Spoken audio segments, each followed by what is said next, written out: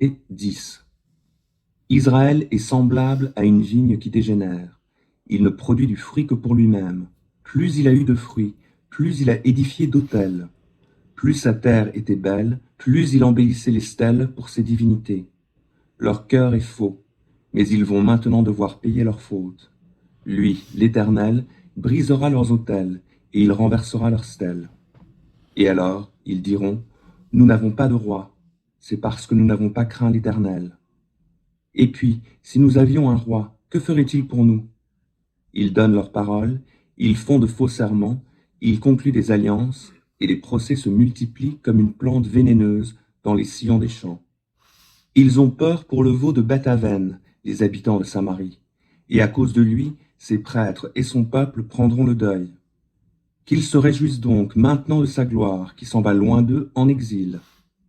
Lui aussi sera emporté bientôt en Assyrie, et sera offert au roi batailleur, et Éphraïm récoltera la honte, Israël rougira de ses desseins. Samarie est détruite, et son roi est comme une écorce emportée par les eaux. Les hauts lieux criminels où péchait Israël seront détruits. Les chardons et les ronces croîtront sur leurs autels. Alors, ils diront aux montagnes, recouvrez-nous, et aux collines, tombez sur nous. Depuis le temps de Gibéa, tu as péché, ô Israël, et tu n'as pas changé. La guerre est déclarée aux gens injustes. Ne les atteindra-t-elle pas précisément à Gibéa? Je les corrigerai quand je voudrai. Les armées d'autres peuples se ligueront contre eux. Ils seront enchaînés pour leurs deux crimes. Or, Éphraïm était une génisse bien dressée.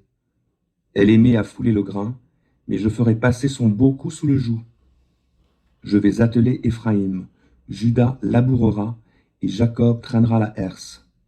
Semez pour la justice et vous moissonnerez le fruit de la bonté.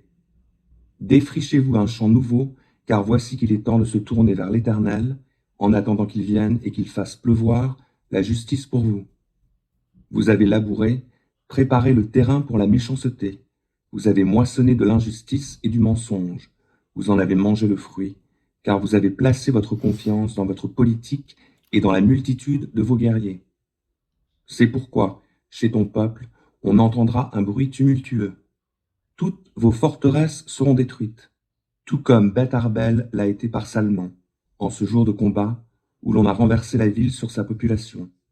Voilà le triste sort que vous vaudra Bethel, à cause de l'excès de la méchanceté qui est la vôtre. Le roi d'Israël, dès l'aurore, ne sera plus.